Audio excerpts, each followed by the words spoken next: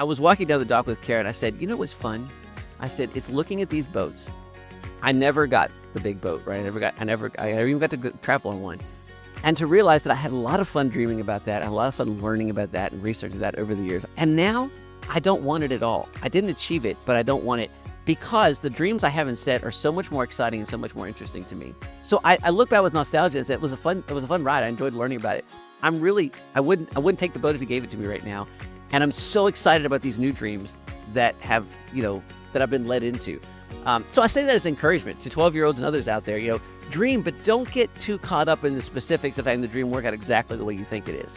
But also use that as motivation that pulls you forward. Hi, welcome to the Zan Tyler podcast. Hello, everyone, and welcome to the Zan Tyler podcast, where our goal is to help you thrive in your homeschool journey. Let me take just a minute to ask you to please subscribe to this podcast wherever you listen or watch, including YouTube. And if this podcast has been encouraging to you, please leave us a good review. Each review really helps and helps other families like yours connect to us. And be sure to follow us on Facebook and Instagram as well. So today I'm really excited to welcome back my good friend Jonathan Brush to the podcast. Jonathan is the president and CEO of Unbound, and we're going to talk more about what Unbound is as we get into the podcast. He's a homeschool graduate and a homeschool dad of 6. He worked for 9 years as a director of admissions for a private liberal arts college and then spent over 10 years working in non-traditional higher education.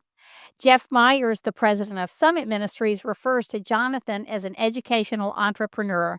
Jonathan has worked with thousands of young adults and their parents, and his goal is encouraging them to thrive in life, to help them learn how to be extraordinary at doing ordinary things. So that makes Jonathan the perfect person to answer a question I was asked recently in Charlottesville, Virginia, by a 12-year-old young man who listens to the podcast with his mom. So how do you motivate your child to be self-productive? It's a great question, and we'll be back in a minute to answer that. Stick around. I think you'll really be encouraged. This podcast is brought to you by BJU Press Homeschool. Homeschooling is an exciting adventure we take with our children. One of the most challenging parts of this journey is choosing the curriculum you want to use. BJU Press Homeschool is a curriculum you can trust. All the books, resources, and videos have been designed with you and your child in mind. Their curriculum is educationally robust and rich, taking into account that children have different learning styles, strengths, and needs. Mom, you are in charge. BJU Press Homeschool is here to come alongside and support you. Do you need help with the teaching load, or is there a subject you just don't want to teach? Their amazing video courses are available for all grades and almost every subject. BJU Press Homeschool believes that homeschooling can produce a new generation of students who know God, love their neighbors, and stand firm in their faith. For more information, go to bjupresshomeschool.com. That's bjupresshomeschool.com.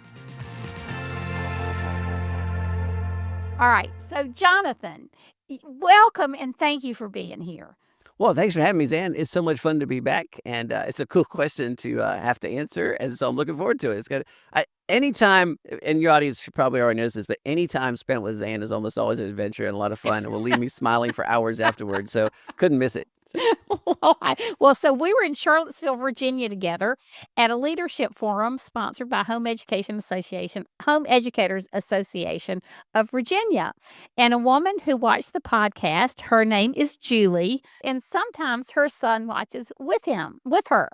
And so he said, Mom, ask her, and here's the question one more time, how do you motivate your child to be productive? And then he changed it to how do you motivate your child to be self-productive? So the reason I spent so much time giving you Jonathan's background is because this is really his specialty, helping young people thrive in life. And he talks a lot about the difference in thriving and success. So why don't you start with that, Jonathan? Yeah. So, well, first of all, I talked to Julie too at the event for a little bit, And I told her that I would say this. So to your son, so Julie's son, I said, look, if you're asking the question, you're good. Yeah. So this is really for the rest of the audience, That's and for the right. rest of us, including myself. But if you're already at 12 years of age asking this question, just some encouragement to you. Keep doing that. And I'm not sure that I'm going to add a whole lot that'll be useful for you, because you're asking good questions already. And so big tip of the hat to Julie for raising that young man and for the question. So, yeah. So Zed, you asked earlier the question, what does it mean to thrive? And I saw in your introduction that you said helping homeschool moms to thrive, which I love. And the reason I love that is that there's this kind of interesting cultural thing that happens where people are pretty interested in success. So, what do you want? I want to be successful. That's, they either say it directly or shorthand.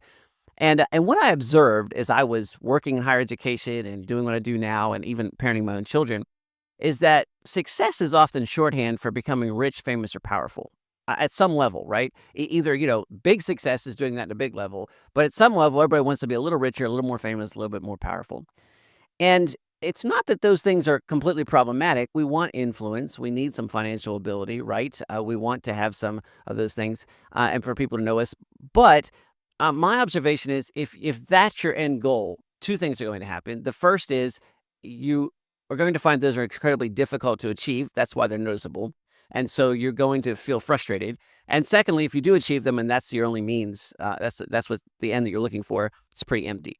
And so I'm pretty interested in training young people to thrive, which, we define as saying, hey, take full responsibility for your life, prioritize relationships, serve others by being extraordinary and ordinary, learn how to create value, live resiliently, and do it in light of eternity for the glory of God. If you pursue those kinds of things, and we could frame that a bunch of different ways, right? If you pursue those kinds of things, if fame, fortune, power, success comes along, you'll know what to do with it. And so to our 12-year-old and to the question, as you're looking to be productive, maybe a good question to start with is productive to what end? And I would argue productivity in the context of being able to thrive, not just in pursuing fame, fortune, and power. Well, that is such a great distinction because I know you were talking about working in higher education. I mean, I am when you look at my Strength Finders profile, most of it is like achiever. I am the classic overachiever. And so grades were extremely important to me.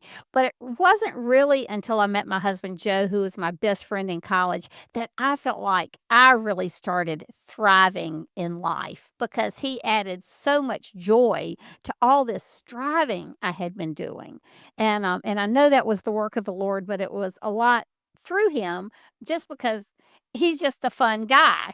And so that whole thriving takes on a new meaning to me because I know what it's like to be a successful student and be mired in the clay, in the process of that. So, one of the key things I think he said too is how do you motivate? So, Jonathan, unpack that word motivate for me a minute. There's self motivation. I mean, there's internal motivation and there's external motivation. And I think both of them can be helpful and powerful. Yeah, so I think yeah, it's fun that we got to start with the whole thrive definition because at some level there's an answer to that. What are you being motivated by? Here's a reality that's helpful for young people if you're listening to this. External motivation is going to come in the form of time. Time is going to come past, and you can't do anything about that. And you're going to find yourself in a new position in life that you're going to have to adapt to. So you're going to be motivated to do things like get a job and move out and all those things just by the passage of time. And there'll be other external pressures that come with that. And I don't say that in a threatening way or even in a pessimistic way. I say that in an optimistic way. That's the point. I mean, like you want to grow, you want to expand, you want to do more things, you want to have more responsibility. But those things are going to come. What is helpful is to sort of pause a little bit and do something in Unbound. We use a phrase a lot called live deliberately. And that is to think about why. Like what are you going towards? And that's where I think the self-motivation comes in. And look, I don't think that there's some perfect formula or some magic words or something that we say like, oh, here's how to motivate. But I think that there's something really important about this whole idea of asking the question. Look, there's all kinds of things that can be external motivators to people. It's best if those things are framed around something that's real. So that's for me. That's where my faith comes in, right? I mean, I want to have motivations that conform to reality. I want to be motivated by the things that motivate God. I want to be going towards things that are righteous and good. So that's important. But then how that works is very different. Zan, you're characterize yourself as an achiever, and so you're motivated to do those kinds of things. Joe is characterized as, somebody has a lot of fun as well as other things, right? And so he is motivated those way. Those are both good things, right? I mean, both of those are things to be pulled towards. But the question is, are you willing to take that moment and ask the question, what is motivating me? What am I motivated by? And it's people think that, I have to discover this motivation or it has to be given to me or it just magically appears. No, it has to be sought after, but it's not so much that it's one thing. It's about a discipline of asking that question. What's motivating me right now? Where am I going? Where am I trying to get to? What's important to me? And then things follow from that create action and movement. And I would argue a rich life. I agree with that. One of the things I've been thinking about, and Julie, I do want you to tell your son, thank you so much, but thank him for asking that question because it spurred a lot of thought in my life. And I've got a 12-year-old grandson. I also have a 15-year-old and a 17-year-old grandson. And I had two boys. So I've spent a lot of time thinking about that, but it sort of renewed a whole thought process in me. And I think there's several things in the homeschooling equation that are motivating. I remember, years ago, the Kiplinger report letter, business letter, put out just a little blurb like they do, and it said, "Are you worried about hiring homeschooled students? You shouldn't. They're some of the most self-motivated people you'll ever meet." And I thought, well, that's pretty amazing. And as I've talked to college admissions personnel across the country personnel, they often say they were expecting to see kids who were dependent and tied to their mom's apron strings, and they come to college and they have all this vitality in life and learning because they haven't been burnt out. They take leadership, which really they can't understand is how homeschool kids can take leadership when they thought they would be the kids with their head in the sand. And so I've done a lot of thought about what makes homeschooling motivating. And I have to say, I think one of those things is love. When you're in a family and people love each other, it's motivating. I think that's right. And I 100% agree with that, Zan. I'm a kind of person that, like I'm motivated by knowing how things work, right? Like I want to know, like, kind of okay, that happened. Why did that happen? And so if you're like that too, let me just maybe make an argument for how that love portion practically works out, right? So the motivation is love, which is somebody who cares about you and wants the best for you, but also has faith in you, right? Yes, And so yes. that faith to do something, and that's where I think things are really interesting in terms of motivation. So just back up for a second. If you're in a traditional education experience, you have this model that says that the measurement of success is the amount of information that's in your head, and somebody else presents that information and pushes it into your head. Now, most people just naturally are a bit resistant to that. I am. So, I mean, like, there's almost a stubbornness about, like, I kind of want to hold back against that. Good teachers get around that. I mean, they find ways to get around that. But not all teachers are good. And so the whole system is kind of, I'm going to press something into you. And I don't have time to encourage you because there's a lot of you and all those kinds of things, right? This isn't a complete treatise on what's wrong with traditional education, but it's worth noting that's the model.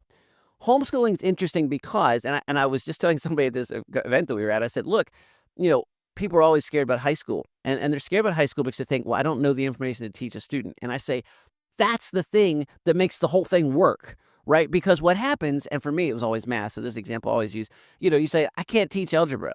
So you tell your kid, I can't teach you algebra. I have no idea. I barely passed algebra myself, right? You're going to have to figure out algebra. Now, I love you, and I have faith in you, and I'm going to encourage you and give you tools, and I think you're going to do this.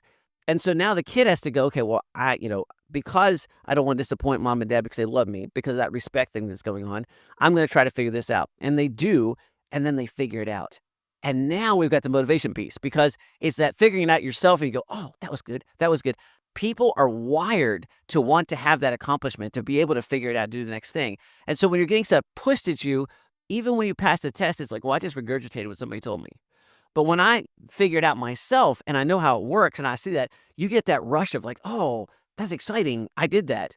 And that part goes on and on and on, right? And so all of a sudden now you've got this motivation wheel that's like, well, what else can I do? What else? What else is that? And you get more and more confidence, more and more curiosity, and it drives more and more of that. So I think that's why homeschool students are motivated. And I think it starts with that love piece. Somebody encourages them, and then a model that allows them to experience that success in a way that traditional education just doesn't. And failure. Correct. Success Yes. and failure, and it's not the end of the world, and it's not an F, I just think that's pretty amazing. One of the things that I've noticed too is that you are motivated more by the things you have a natural proclivity to or for. And so as homeschooling moms, we become students of our children and dads. What are their learning styles? Are they auditory kinesthetic?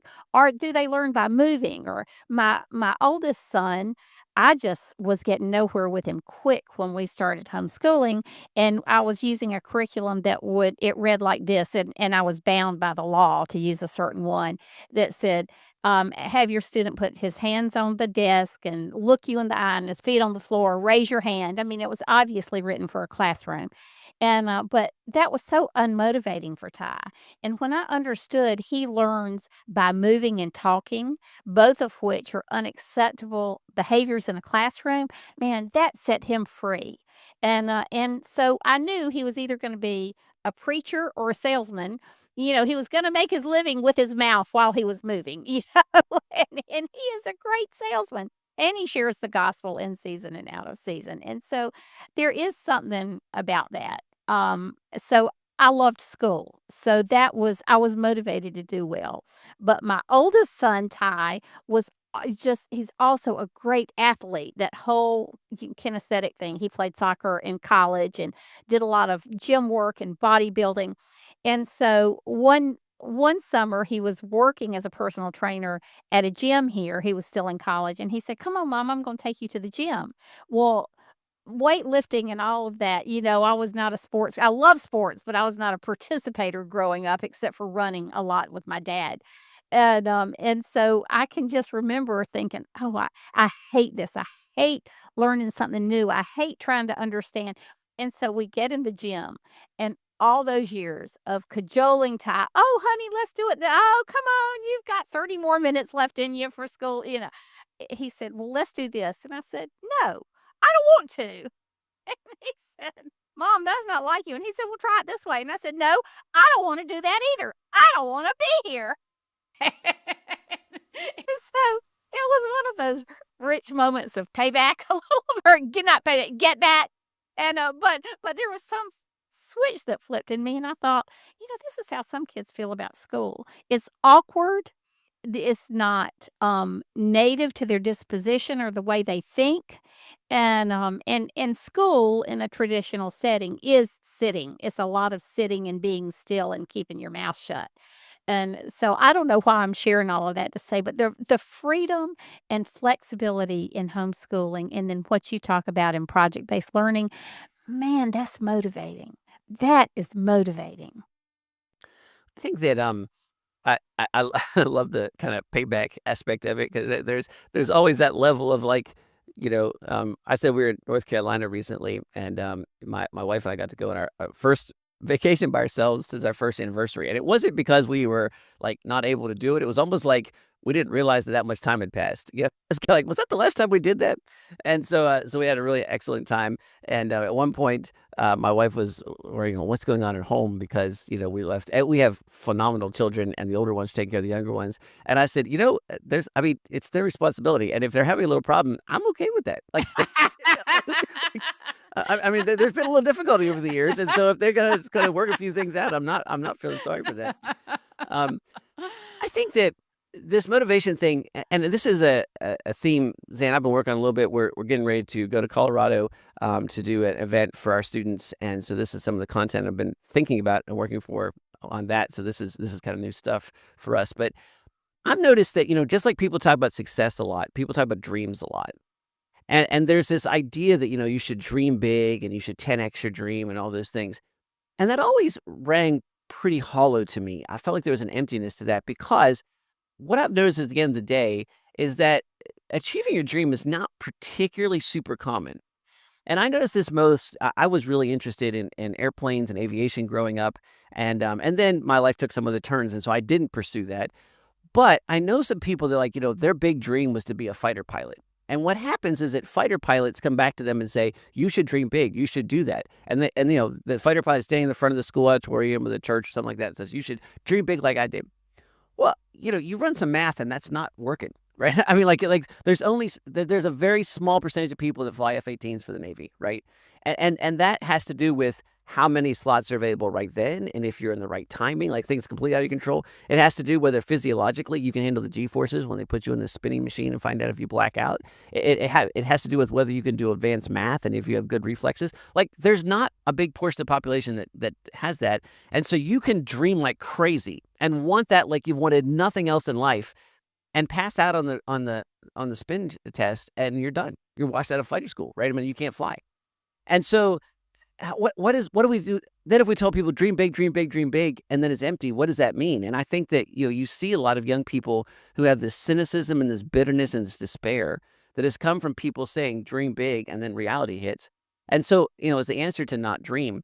And one of the things I've been thinking about, Zan, is that in my life, I've seen that dreaming big in the context of faith, right? Being able to dream big and give to God has been really interesting to me because things that I never thought would be possible have happened. Like I've watched things happen and I'm like, I cannot believe this happened. And there are other things that didn't that I wanted at one time. But by dreaming in the context of faith, I found that when they didn't happen, I didn't really care as much, right? And that's not to say that you're not That's right. disappointed about certain No, things, no, that's so powerful. That's but so powerful. but just that. And so, when you're talking about motivation, yeah, get in the habit of dreaming, but get in the habit of dreaming and giving this to God, and being curious about where that leads you, right? Because I've had dreams that took me down a path, and then that dream didn't work out, but it opened up whole vistas and horizons that I didn't know was there previously. And all of a sudden I'm like, "Oh, I don't really want that anymore, but I'm really glad about this." And the reason I thought about this, I just mentioned we were in North Carolina, and we were on this river and we toured these boats. On our honeymoon, we went up to Maine, and I got so infatuated with the boats up there. And one of my big dreams was to build a boat and to sail, I don't know, around the world to the Caribbean. I had all kinds of different ideas. And that never happened. The biggest thing we've ever had is a canoe. We've done a lot of canoeing, but not any big sailing and built big boats. My son has built boats, but also canoes. And so, anyhow, I was walking down the dock with Karen. I said, "You know what's fun?" I said, "It's looking at these boats." I never got the big boat, right? I never even got to travel on one. And to realize that I had a lot of fun dreaming about that, I had a lot of fun learning about that and researching that over the years. I subscribed to Wooden Boat magazine for probably 15 years. Um, and now I don't want it at all. I didn't achieve it, but I don't want it because the dreams I haven't set are so much more exciting and so much more interesting to me. So I look back with nostalgia and say it was a fun ride. I enjoyed learning about it. I wouldn't take the boat if you gave it to me right now. And I'm so excited about these new dreams that I've been led into. So I say that as encouragement to 12-year-olds and others out there, dream, but don't get too caught up in the specifics of having the dream work out exactly the way you think it is. But also use that as motivation that pulls you forward. That's true because there's a lot of transference in skills. If you're preparing for one thing, like the fighter pilot, and it doesn't work out, there is that transference of skills and that same subset of character qualities like tenacity and hanging in there through the hard times, perseverance. And we used to have a pastor from Scotland, a Scottish pastor, and he said, God often doesn't take us from A to Z in a straight line. It just curves all over the place. And we see our trajectory in a straight line. This is where we are, this is what we want, and this is how we're going to get there. And that just rarely happens in life. So I think to hold your dreams loosely in faith, I think that is powerful because we see what happened to Joseph. He was the favored child and he had the dream about all of his siblings and parents bowing down to him. And the next thing you know, he's in a pit. And then he's in prison, and it's years before that dream is realized in a totally different way than I think he would have ever imagined. And I think that story is the more common one. Not that you end up in a pit and in slavery and Yeah, things, yeah, but that it doesn't go the way. I tell my students all the time. I said, watch out for anomalies. Fighter pilots are anomalies. And if you were an anomaly, that is a gift from God. I'm not disparaging that in any way. I'm not discrediting it. In fact, I'm saying that's an exceptional gift. It's exceptional work. It's exceptional effort. I mean, and it should be recognized and celebrated. I have no problems recognizing all that.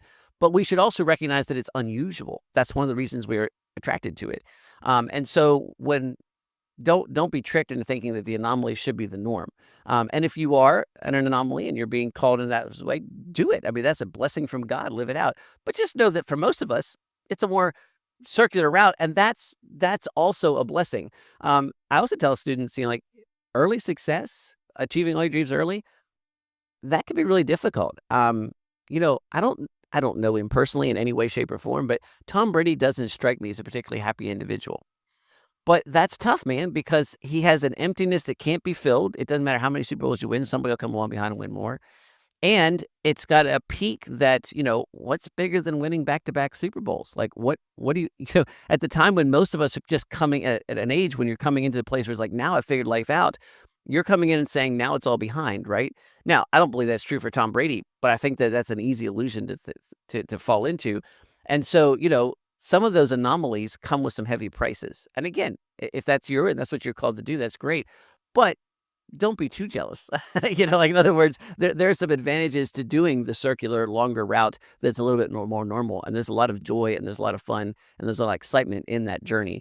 And so I think that's important because we have, folks grow up in a social media world and think everybody's an instant success, when in fact that's quite unusual. What is interesting to me about what you're saying is that even in high school and college, I had a love for civic engagement in politics. And my plan was to go to law school. And I often thought, after my plans were waylaid by my husband proposing and us having children right away, I often thought that those dreams were dead because I just felt like the Lord just asked me to lay that love, that part of my life, those dreams on the altar. Little did I know that, 10 or 12 years later, they would be resurrected again when I was threatened with jail for homeschooling. Not exactly the way I saw that dream being fulfilled, but then years in the legislature and in court, I wasn't a lawyer, working with HSLDA, those types of things.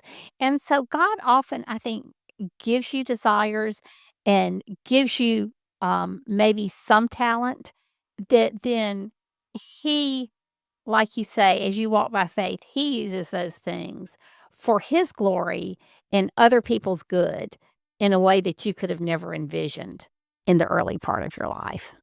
This is a plug for growing older. And so if there's an infatuation with youth in our culture.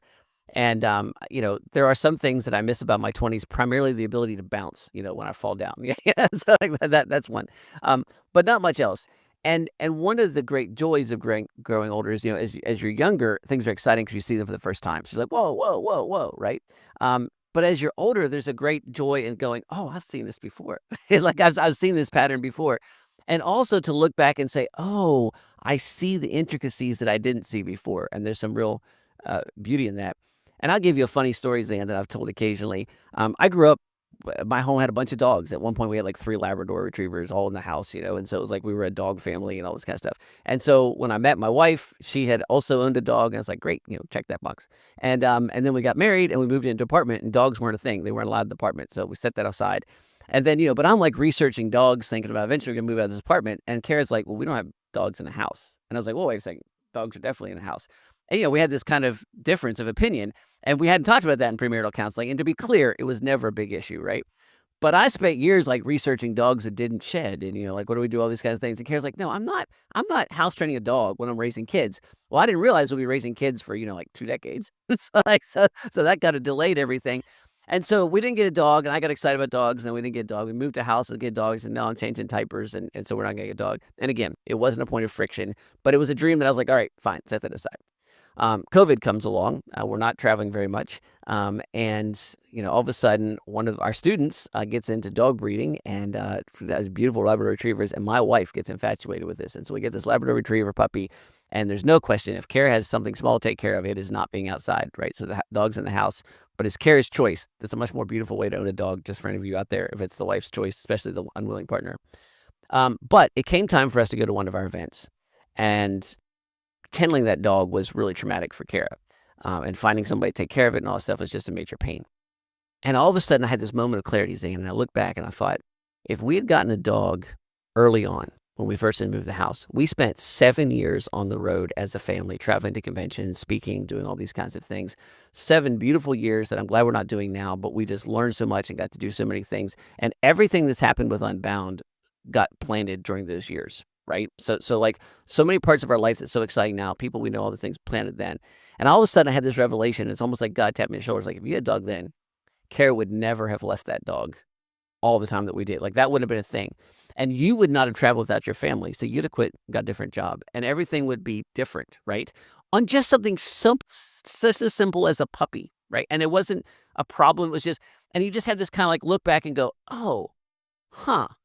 And so instead, I travel a lot less now. We don't frequently travel as a family. And so all of a sudden we have all those blessings of the dog ownership that but it came at just the right time. Now, here's the point. Those delayed dreams are our thing, right? And so, so that was a dream that, like you, I kind of set it aside. And this was like a minor thing. It wasn't a major thing. It was never a major point of contention in our marriage. We never argued about it. And yet I look at that and go, look at the blessing now. Look at the sweetness of what we get to do now. And also look at something that seemed little that was so big. And so that's a plea for, as you're seeking motivation, follow these dreams, but also don't be afraid if they kind of stall and wait, hold on to them, but release them to God. And I can tell you from personal experience, you may be amazed that 10, 12, 15 years down the road, you look back and go, oh, that makes so much sense now. And I think that that's one of those advantages of our faith that is understated, right? That ability to release and trust, and then how God so often redeems that. And you look back and go, oh, look at that. How beautiful was that? So. That's amazing, Jonathan. Well, I guess we need to land this plane. Speaking of planes, but I want to get back to Julie's son, and I just realized I don't know his first name. And I would say, when you're 12, view your life as not just a time of preparation for adulthood, but a time that the Lord is preparing you in ways. So enjoy at 12. You're not really a child, but enjoy the freedom you have now as a homeschool kid, really, in a lot of ways, but also know that sometimes you just do the next thing. You finish your schoolwork, you're faithful in those things. And and I always say that service is such a great way. I don't know. It was such a great part of our homeschooling lives. And I don't want to talk about people as being service projects. I don't mean that. But for years we were involved in an inner city ministry where we tutored every Wednesday. And as the boys got to be teenagers, they could tutor their own kids. And Lizzie and I had the same little girl and mom for like 5 years. We got to know them. We helped them walk through problems in the public school system. We were able to help diagnose a reading problem. I mean, it was really sweet, sweet, sweet. And so every year as a family, we had an outreach to somebody who needed help. And and that was really motivating for my kids. And I often say, especially with boys, if you go through a patch of unmotivation, being unmotivated, that if you find the right person to serve or the right service project, it is amazing what that does to you internally. Silly example, but the movie Dolphin Tales, the young adolescent who couldn't find his way. The family was in the middle of divorce, and he finds this dolphin to take care of. Well, the point is when you serve and love somebody outside of yourself, and you're more concerned about them than yourself, that can be really motivating. Both of our sons at different points in time were really involved with children with each one of them a different boy that had a life-threatening illness or condition, and they both passed away as children. And but having that connection with those 2 boys, it was maybe one of the most special experiences of their lives. It does so many things. It reminds you that just like you said in your opening comments, this life is not all it is. We live for eternity, and we need to live in the light of eternity. But there's something that is so motivating about service. So if Julie's son, if you are just feeling sort of a an apathy toward life, look into a way to serve somebody else, even if it's an elderly person in your neighborhood doing the yard work, or a child, a single mom who needs a babysitter. Just whatever you can do to serve somebody else, I think is really helpful. I agree with that 100%. And often motivation is just a matter of the next step. And I think, Zan, you said that. And so there's something important about that, that we talked about dreams, we talked about big stuff. Those are important. But often it comes down to just do the next thing and trust. There's a little bit of endurance that comes with motivation. And, Yes. and I would just end with, like, be excited, I mean, like, there's a grand adventure ahead. If you're 12, there's lots of cool stuff ahead. If you're older, there's a lot of cool stuff where we get to see patterns and go, "Oh, I understand this the way I did before." And That's so right. that's exciting. That's right.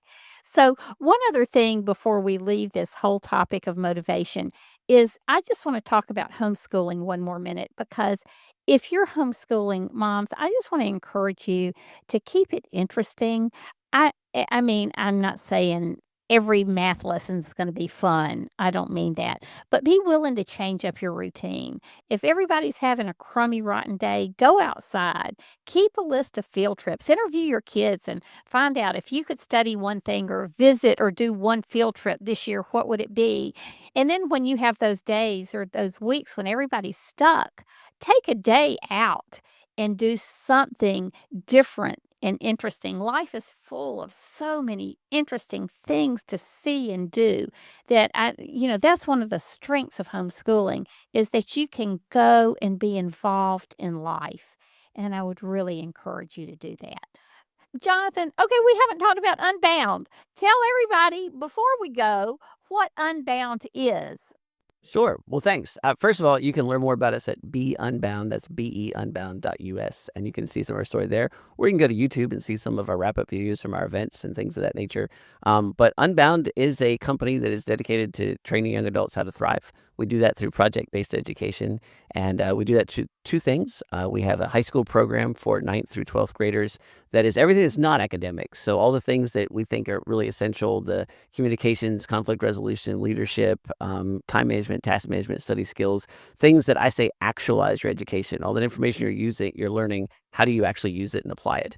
And so that's one of our fastest growing programs, and that's pretty exciting.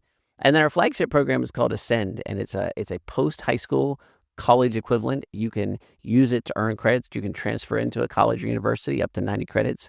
You can use it as a certificate program that prepares you for whatever's next.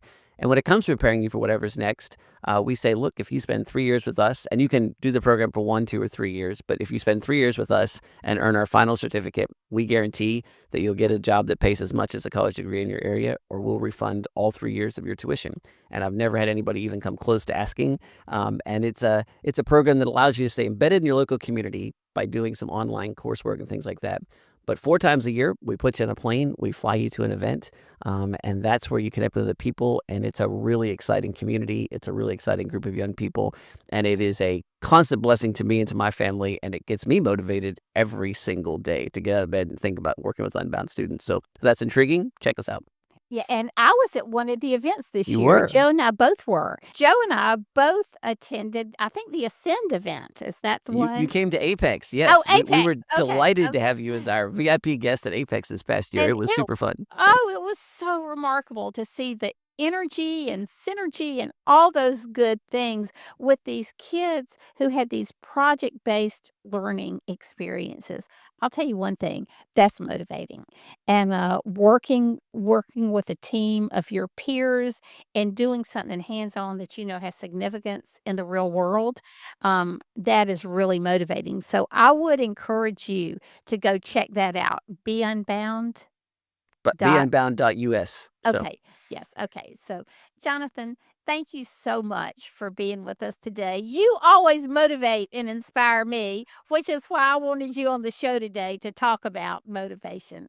Well, So, I can say the same. It was an honor to be here. And like I said, I'll probably be grinning for the next 4 hours just having spent an hour with Zan. So thanks for having me. and everybody, thank you for being here. As always, you can find me at zantyler.com and on social media.